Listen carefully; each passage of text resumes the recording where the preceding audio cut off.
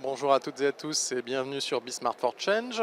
Nous sommes au sommet de la mesure d'impact et je reçois donc Agnès Audier, présidente de l'Impact Tank. Bonjour. Bonjour. Alors, tout d'abord, merci de nous accueillir.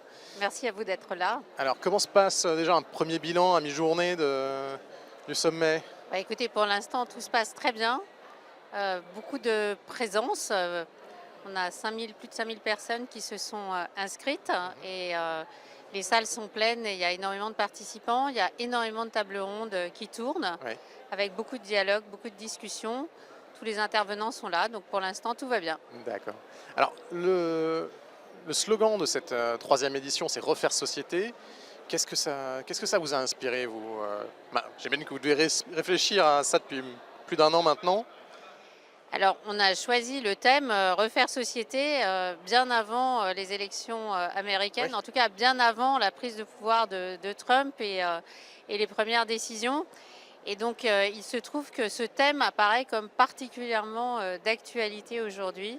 Et ce qui me frappe, c'est qu'on le sent tout au long de la journée. C'est-à-dire que les références à l'environnement international, à sa brutalité, à sa violence, aux déstabilisations du monde sont omniprésentes, avec une espèce de résonance implicite entre la situation mondiale et puis la situation française et les risques finalement pour la France et pour l'Europe d'être dans ces situations d'instabilité où on a du mal à voir ce qui est en train de venir. Oui. Donc on l'a choisi il y a longtemps et je pense que ça s'avère bien choisi. Oui, malheureusement, l'actualité vous a donné raison. Exactement. Et plus que jamais, le faire recréer du lien est important.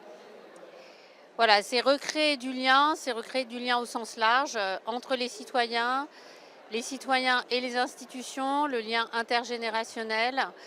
C'est une vision assez large et qui miroite bien avec le sujet de l'impact tank qui est l'impact, la mesure d'impact. Parce que en fait, ce qu'on voit, c'est qu'en filigrane, il y a la question de savoir qu'est-ce qui est important. Et on voit bien que le lien, c'est important, mais typiquement, comment on le mesure, comment on le compare, qu'est-ce qu'on fait des données, qu'est-ce qu'on fait des résultats des analyses, qu'est-ce qu'on en tire, est-ce que les expérimentations qui existent, on a envie de les généraliser ou pas, etc. Donc voilà, c'est très cohérent aussi avec notre raison d'être, qui est la mesure de l'impact. Alors, les conférences et les échanges durent depuis ce matin, mais est-ce qu'il y a des thèmes qui vous ont particulièrement marqué ou un échange qui vous a particulièrement marqué jusqu'ici? On est au 3e sommet et ce qui me frappe, c'est que j'ai l'impression que tout un tas de sujets qui étaient naissants il y a 2 ans sont maintenant évidents pour tout le monde. Le sujet de la mesure d'impact, le sujet des coûts évités quand on prend un certain nombre de mesures, tout ça apparaît à tout le monde à peu près normal. Qu'on soit dans la sphère des entreprises, de l'ESS, des pouvoirs publics, des universitaires, puisque vous avez sans doute en tête qu'un des principes qu'on a, c'est qu'on essaye d'avoir sur toutes les tables rondes, en gros, un représentant de chacune de ces grandes familles qui constituent finalement les acteurs qu'on essaye de faire travailler ensemble au sein de l'Impact Tank. Donc ce qui me frappe d'abord, c'est que ça devient une espèce d'évidence, cette question de mesure de l'impact. Peut-être, et c'est fait le lien avec ce que je disais tout à l'heure, peut-être parce que finalement on rentre dans un monde tellement hostile, tellement brutal, qu'on se dit, il faut revenir aux basiques, il y a des choses qui marchent, il y a des choses solides, on peut les mesurer, on peut démontrer leur utilité, et donc il faut repartir des basiques, et il faut avancer sur cette base. Vous parliez de ces 3 grandes familles. Comment on fait pour faire collaborer effectivement des gens du privé, du public, de l'associatif, tout ça? Comment les faire collaborer de manière à la fois effectivement efficace pour maximiser l'impact, mais aussi en bonne entente générale? Parce que tout le monde ne parle pas forcément la même langue.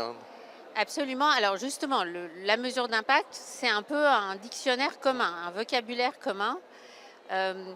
Et ça se construit typiquement dans les groupes de travail qu'on a tout au long de l'année. Quand on fait un travail sur, par exemple, l'habitat inclusif, eh bien, on va confronter la vision d'associations de terrain, voire de personnes qui sont utilisateurs de la ville, avec des architectes, avec des entreprises d'immobilier, des aménageurs, des collectivités locales, etc. Donc ça, c'est notre façon à travers les groupes de travail. Ce que j'ai trouvé quand même très clair à travers différentes interventions, c'est que il y a beaucoup de choses qui se jouent au niveau local, on le sait, hein, mais qui étaient vraiment très explicites aujourd'hui. C'est-à-dire qu'au niveau local, il y a un certain nombre de lieux, de territoires où on arrive justement à créer ces cohésions. Et c'est là qu'effectivement, on additionne les capacités à faire, à agir pour lutter contre l'exclusion, pour le développement économique, pour accompagner l'école, etc., la diversité en entreprise et tout. Donc on voit bien qu'il y a des dynamiques qui se jouent.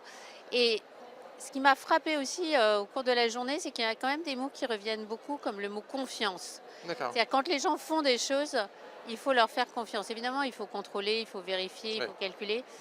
Mais voilà, tout ça me semble être très en résonance avec l'actualité. Écoutez, merci d'avoir répondu à nos questions et je vous souhaite une excellente fin de journée. Merci beaucoup. Bonne journée à tous et à tous. On se retrouve très bientôt sur Be Smart for Change pour plus d'interviews.